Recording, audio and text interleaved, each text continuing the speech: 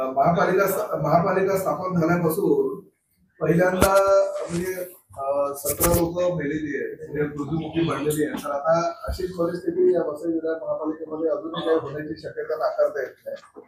तर क्लस्टर आणि SRA या दोन योजना जसे आपण ठाण्याला राबवत आहेत तशा पद्धतीने राबवावं लागते.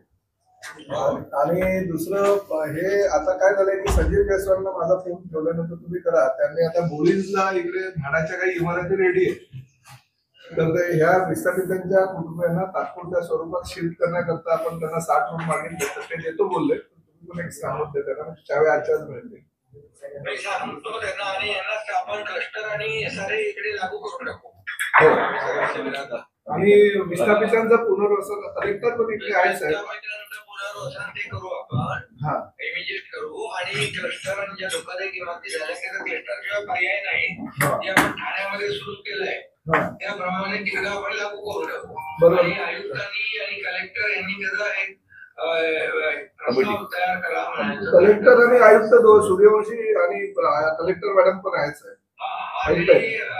आयुक्तांनी महापालिका आणि आयुक्तांनी ते सगळं आपलं जसं ठाणे महापालिका आयुक्त या लोकांनी आहे जसं क्लस्टरचा प्रस्ताव तयार केला होता ना पूर्वी, तसा क्लस्टरचा प्रस्ताव तयार करा, क्लस्टर तयार करा आणि ठाण्याच्या लोकांकडून गाईडलाईन घ्या.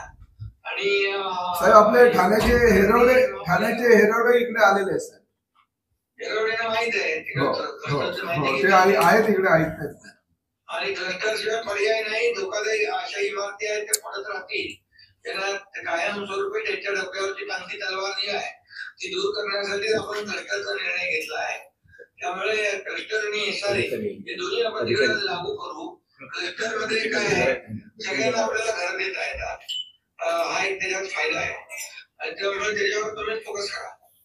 चालेल साहेब, पुढल्या आठवड्यामध्ये फक्त एक तुम्ही बैठक द्या म्हणजे तो निर्णय या ठिकाणी होऊन जाईल. आणि कलेक्टर म्हणजे यांच्या जागा पण आहेत म्हणजे विस्थापितांचं पुनर्वसन करण्याकरता मी आता महापालिकेची आर्थिक परिस्थिती नसल्या कारणानं मी त्यांना काय म्हणालो, तुम्ही म्हाडाबरोबर जॉईंट वेंचर करा. म्हणजे म्हाडाला म्हाडाची घरं विकायला द्या आणि उर्वरित घरही महापालिकेने घ्यावे, जेणेकरून इकडे पुनर्वसन आपल्याला करता येईल. म्हणजे आपल्या ठाण्याला जसं BLCP किंवा याची योजनेची जशी घरं उपलब्ध आहे MMRDAची. एकदा क्लस्टरला सुरुवात झाली ना त्याच्यामध्ये त्यांना फायदा बेनिफिट वगैरे कायम ₹100 म्हणजे काही प्रॉब्लेम आहे तर सॉल्व्ह होईल. हो चालेल.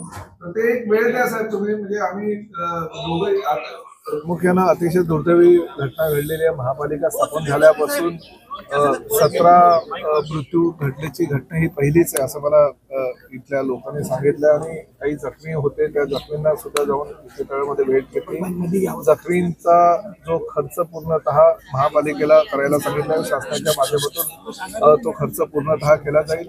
मृत्यू जे झालेले आहेत त्यांच्या कुटुंबियांना 5 लाखाची मदत शासनानं आधीच जाहीर केलेली आहे. आणि त्याचबरोबर इथे आल्यानंतर रहिवाशांनी काही मागणी केली की त्यांचं अन्नधान्य, घरातलं खाणं पिणं किंवा गणेशोत्सवाच्या निमित्तानं त्यांनी काही घरी जे काही साहित्य भरलं होतं खाण्यापिण्याचं ते सुद्धा आता असंच गेलेलं आहे. त्यामुळे त्यांनाही काही मदत आर्थिक स्वरूपात करता येईल का याचा शासन स्तरावर आम्ही विचार करू आणि नक्की पॉझिटिव्हली त्यांना जेवढे सहकार्य करता येईल तेवढे सहकार्य करू.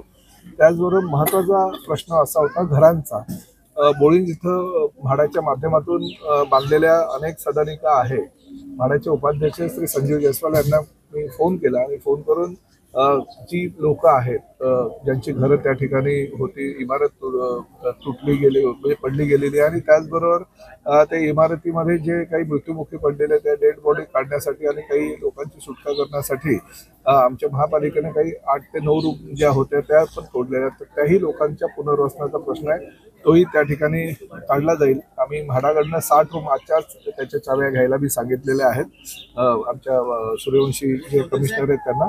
आणि लगेच ताबडतोब त्या चाव्या घेऊन आज उद्यालाच या लोकांना कसं शिफ्ट करता येईल याची जबाबदारी शासनाच्या वतीनं आणि महापालिकेच्या वतीनं आम्ही घेतोय. त्यामुळे पॉझिटिव्हली ह्या प्रकरणामध्ये कसा मार्ग काढता येईल आणि सर्वसामान्य लोकांना कसा न्याय देता येईल अशी भूमिका शासनाची आहे. सर, जी लोक वाचलीत त्यांचं सामान आतमध्ये आहे तर त्यांचं असं म्हणणं आहे की ज्याप्रमाणे तुम्ही ज्या मृतकांना पैसे जाहीर केलेले आहेत तशी मदत त्यांना पण जाहीर व्हावी, कारण त्यांचे सगळेच जे जीवनावश्यक वस्तू आहेत त्या आतमध्ये म्हणालो की शेवटी कसं आहे की शासन स्तरावर काही निर्णय घ्यायचा असतो आणि त्या पद्धतीचा निर्णय माननीय मुख्यमंत्री आणि उपमुख्यमंत्र्यांशी बोलून आम्ही ताबडतोब घेऊन आपत्ती विभागाचे मंत्री सुद्धा येऊन गेले, पालकमंत्री सुद्धा या ठिकाणी येऊन गेले.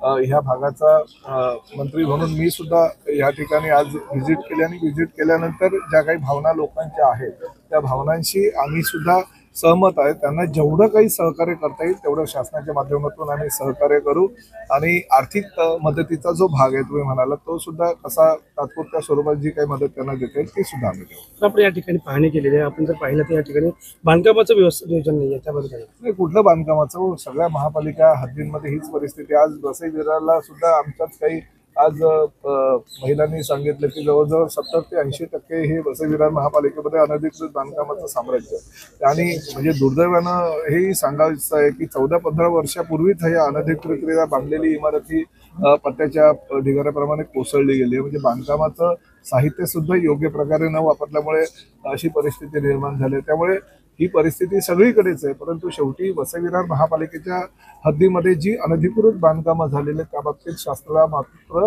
अतिशय धोरणात्मक निर्णय हा घ्यावाच लागणार आहे. जसं आम्ही ठाण्यामध्ये क्लस्टरच्या माध्यमातून आमचा वागळे इस्टेटमधलं किसन नगर, मुंब्रा, कळवा किंवा लोकमान्य नगर परिसरामध्ये क्लस्टरची योजना राबवली, तशाच पद्धतीची क्लस्टर योजना राबवून गोरगरीब जनतेला जी ह्या अनधिकृत बांधकामाचा आधार घेऊन आपल्या आर्थिक गोष्टीमुळे त्यांनी घरं ती घेतलेली आहेत त्यांनाही बिल्डरांनी फसवलेलेच आहे असं मी म्हणेन.